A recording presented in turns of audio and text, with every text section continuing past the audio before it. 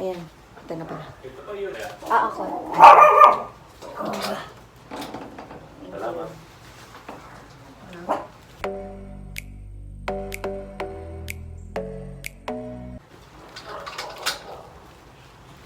Sorry guys, at meron ako dumating na package.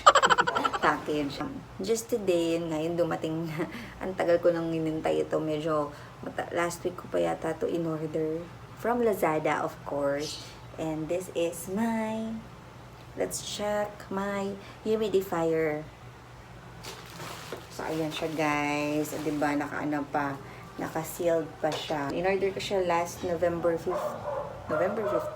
Yeah, November 15. And, dumating lang siya sa akin just today. So, let's check.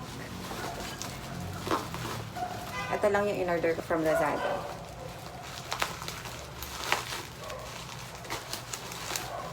Hope it could help. Although, my humidity level here naman is, wait, you have to have this kind of tools para tumaas yung humidity. Gusto nyo tumaas yung humidity level sa inyong house. Kung saan kailangan ng plants nyo yung mataas na humidity. Just like these calatheas. Kasi, even though na monitor ko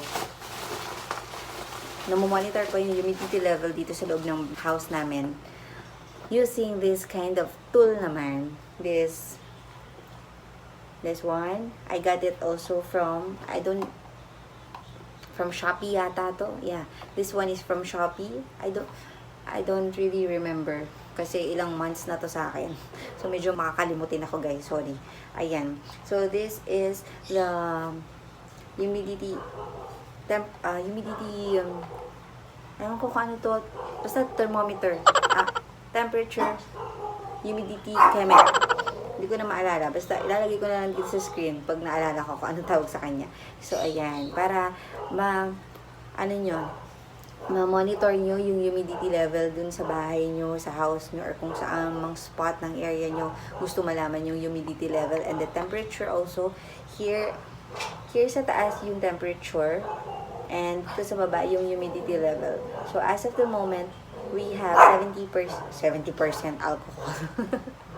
70 yung humidity level. Ayan. And then yung temperature is 28.5. Ayan. So this one, it can help you guys to monitor.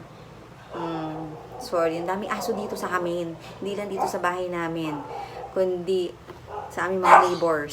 Ayan. So, sorry. And so, you have to have this kind of tool with you guys. Lalo na kung medyo sensitive yung mga plants nyo. Like, you have calatheas, fiddle leaf fig.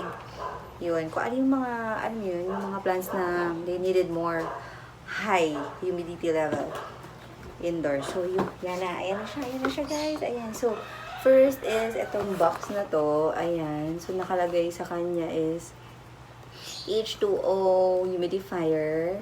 And then, here is 2-part spray.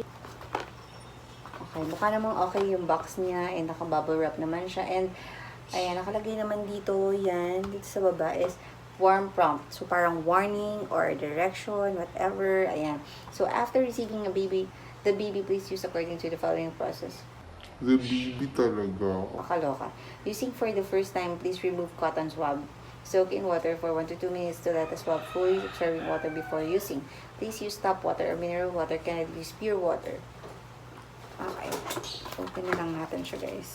So, first thing is, ayun siya. Plastic ng white. And then, sa taas niya is itong parang USB cable. Yan.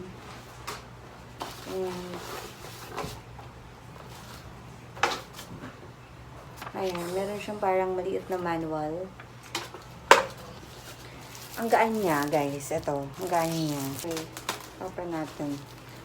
So, naka-ano lang naman siya. Ayan. Ang gaan niya, ang ganda niya. Ang gaan niya, ang ganda niya. Ang mura lang nito. Color white siya, guys. And ito yun, yan siya. Diba? So, dito nilalagay yung USB cable sa likod. Ayan. And, ito yung itsura niya, guys. So, dito lalabas yung mist. And, ito yung siguro yung ilaw. Kasi may ilaw to eh. And, ayan. I just don't know how to use this guy. But, yeah. Oh, ayun pala. Yan. So, yun. Nalagay lang siya dun sa loob. Yung water. And, ito yung light. And so, check natin kung gumagana to, guys. Wait. Let's check. Ito, guys, yung yung pinaka-brand niya. So, here, as you can see, di ba, parang may mga butas-butas siya. Diyan lumalabas yung mga lights niya. Ito. Later, wait, i-on ko. Pero ito muna, dito sa part na to, yung dalawang holes, yung lumalabas yung pinaka-mist. May choices tayo sa button para magbago yung style ng mist niya. Although, hindi man style. Kumbaga may mga interval. Parang gano'n na rin. Style na rin. Nakakaloka. So, ito. At the back, ito, yung USB cable. Yun yung siya isasaksak. And then, ito yung power button. And yung option para dun sa mist. And then, yung light. So, once na clinic mo siya ng isang beses, so, ayan yung mist niya. Lumalabas siya sa dalawang holes. Dire-diretso yan, guys. And then, kapag ka naman press nyo siya ulit ng isa pang beses, ayan, alternate naman yung labas ng niya, ng mist niya. Ayan, di ba? And then, kapag ka press nyo ulit ng isang beses, ito yung pareho silang may mist and then may interval sila. So, nag-stop siya ng 2 seconds and then yun, lalabas ulit yung mist. Ayan, 1, 2 and then lalabas ulit yung mist for about 5 seconds. Tingnan niya, 1, 2, tas 1, 2, 3, 4, 5 and then mag-stop siya ng 2 seconds. Yan. Pero pareho silang may lumalabas na mist at parehong hole. And then, pag pinindot nyo ulit siya ng isa pa,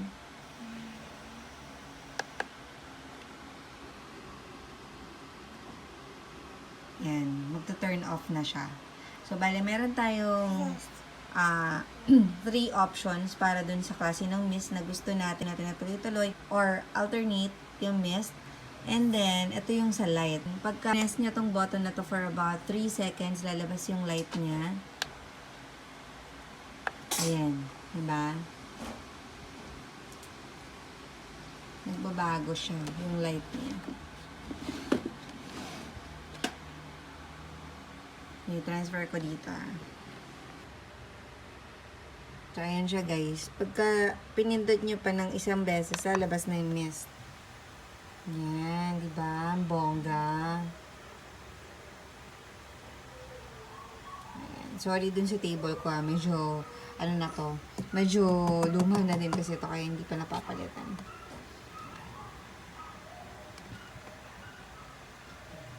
Ayan.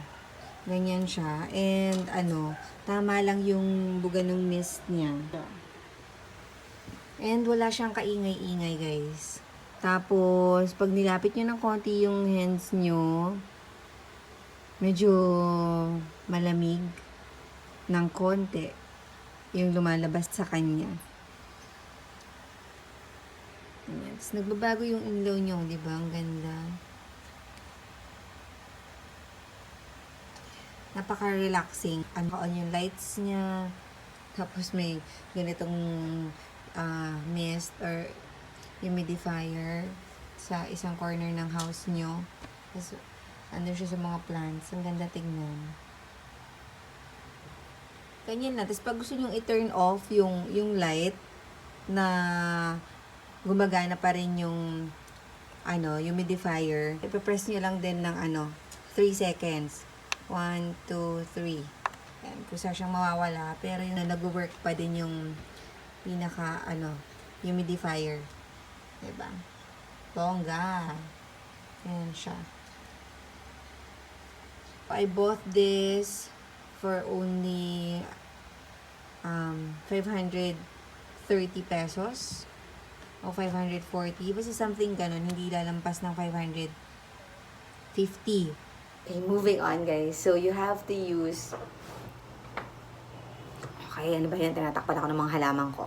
Okay, anyways, you have to use a humidifier if you don't have a pebble tray.